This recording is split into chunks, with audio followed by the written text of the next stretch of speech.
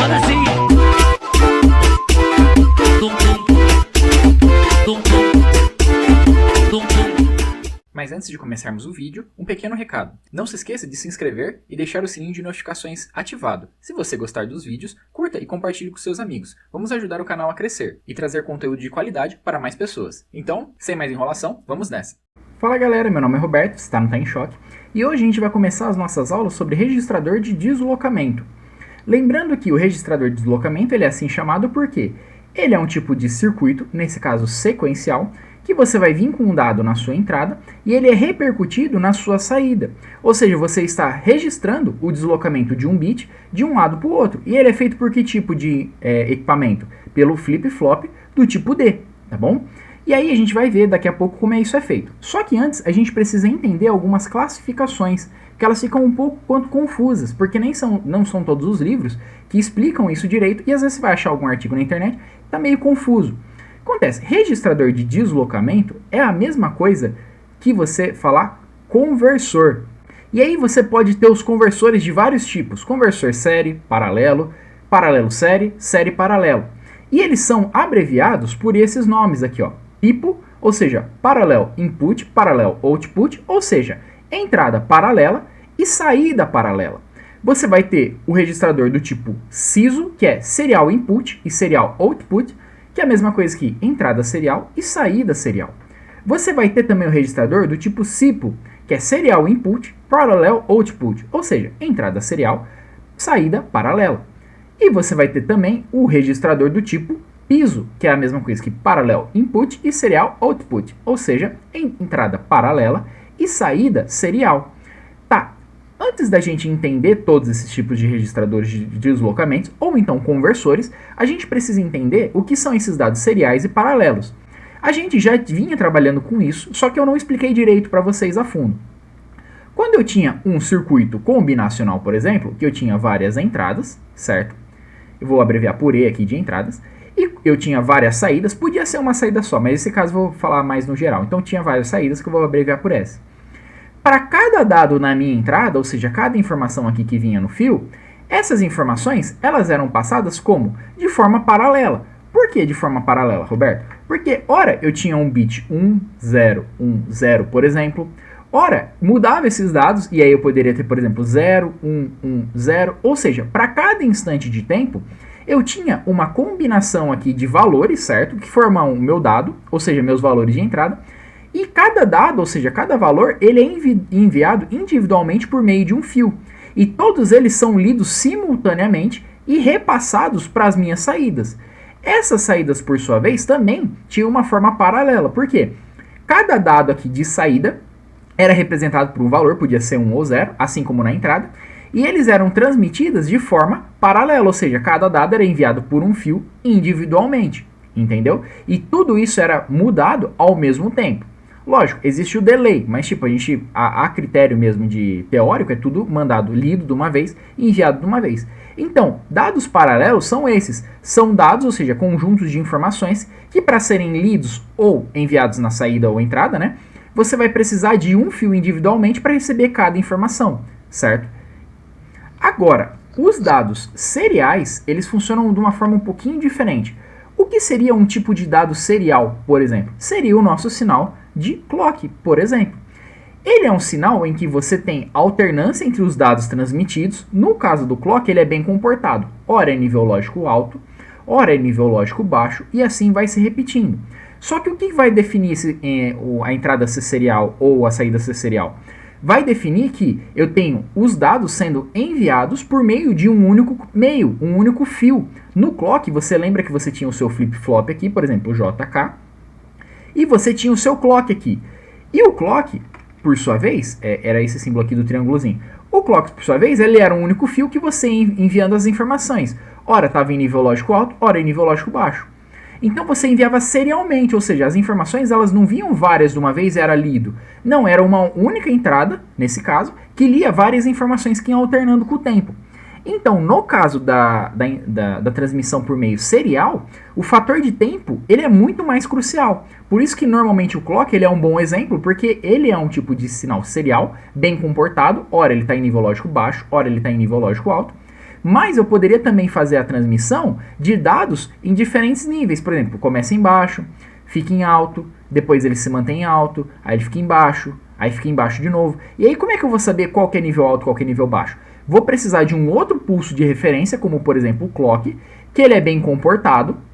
E aí o clock vai fazer essa análise. Nossa, quando o meu clock estava ativado, então estava em nível lógico alto. Quer dizer que o dado enviado foi nível lógico alto. Só que isso, quando eu estou falando dessa análise, eu não estou falando dos dados serem enviados em paralelo. Não, isso daqui é uma referência que eu tenho para eu saber a hora que meu dado ele era nível lógico baixo e a hora que ele era nível lógico alto em relação à minha entrada aqui ou à minha saída, tá? Que está sendo lida. Entenderam? Ou seja, transmissão de dados em paralelo, eu tenho um conjunto de dados, são transmitidos informação a informação em vários caminhos diferentes para chegar ao meu destino.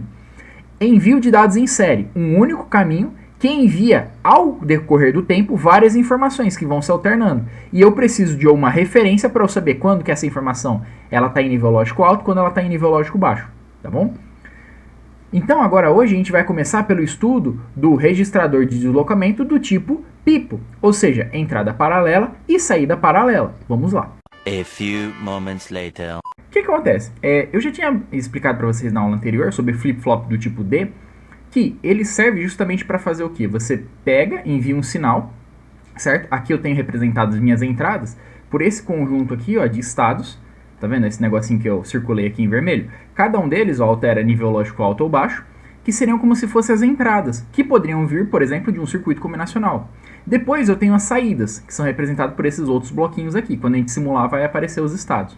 O flip-flop tipo D, ele vai manter o que tem na entrada na saída. Só que todos eles, ó, estão vinculados por quem? Pelo meu clock. Você pode ver que todos os meus flip-flops tipo D, eles estão vinculados a esse sinal aqui, que é o clock. Uma vez que eu tenho a atualização das minhas entradas, só vai se repercutir na minha saída quando o meu clock ele for de 0 para 1 e de 1 para 0, ou seja, ele der um pulso completo. Então, para que serve isso? Serve para, como eu expliquei na outra aula, evitar que atrasos eventuais nas suas entradas aqui dos seus flip-flops, que nada mais são do que a saída do seu circuito combinacional, que vem ligado aqui, esses atrasos entre as saídas não interfiram. Então, por exemplo, eu queria que a minha combinação inicial fosse 1, 0, 1, 0. Depois, a outra combinação eu quero que seja 0, 1, 0, 1. Porém, pode acontecer de esse daqui ele demorar para atualizar, para ser 0, e esse daqui já ter ido para 1. Então, até esse daqui atualizar e ser 0, o que vai estar acontecendo a minha leitura das entradas? Vai estar essa leitura aqui, 1, 1, 1, 0, por exemplo, sendo que gerou atraso entre elas. E aí na minha saída, se eu não tiver os flip-flops, eu vou estar acabando fazendo, eu vou resultar em um outro envio na minha saída, que não vai representar o que eu realmente quero. Então isso pode me gerar problema no circuito da frente. Então para evitar isso, o que a gente faz? A gente espera tudo ser atualizado, então seria 1, 0, 1, 0. E aí o que acontece? Isso daqui é atualizado, né? Depois com o pulso de clock. Então, de novo, é repercutido nas saídas. Esse daqui é o nosso registrador de deslocamento. Por que registrador de deslocamento? Porque ele registra, certo? Um dado anterior na saída dele. Então você tinha um entrando aqui, vai sair um aqui na saída. Só que ele é do tipo paralelo. Ele é paralelo porque perceba que todos os meus dados de entrada, certo? Aqui do meu conversor, né? Também é dado esse nome, conversor paralelo. Percebe que todos os dados, eles estão vindo assim, ó. Numa entrada aqui, eu tenho um dado. Na outra entrada, eu tenho outro dado. Na outra entrada, eu tenho outro dado. Eu não tenho um único fio que emite vários pulsos e cada pulso desse daí significa alguma coisa, vai conter uma informação. No tipo de transmissão paralelo, para cada informação, você tem que ter um pino associado a ele. Então, por exemplo, nesse caso, eu teria um conversor, certo? De 4 entradas e 4 saídas. Por quê? 4 entradas paralelamente para eu receber 4 tipos de dados distintos e 4 saídas para eu obter os resultados desses dados analisados, tá bom? Então perceba, quando der uma simulação aqui, a gente vai ver o quê? Inicialmente, o meu simulador aqui, ele assume o quê? Que está tudo iniciando em 0, o meu Q, certo? Isso daí, como você ligou o CI, ele poderia estar 1 aqui também, depende, tá?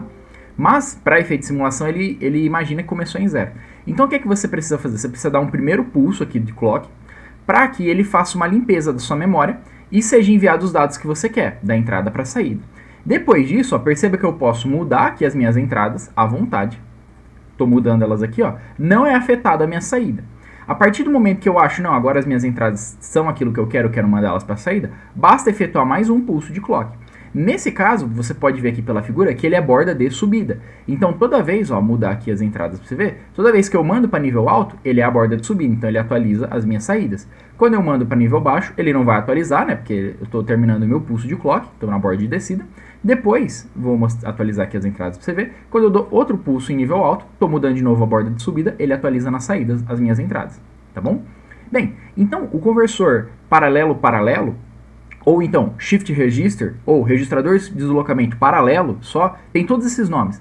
É só isso daqui. Você vai ter as entradas, você vai ter um monte de flip-flop do tipo D, com a entrada de cada um deles ligado a um dado, certo? Então tem um dado de entrada do circuito anterior ligado num flip-flop tipo D, o outro dado ligado em outro flip-flop, e todos eles estão conectados pelo quê? Pelo mesmo pulso de clock, entendeu?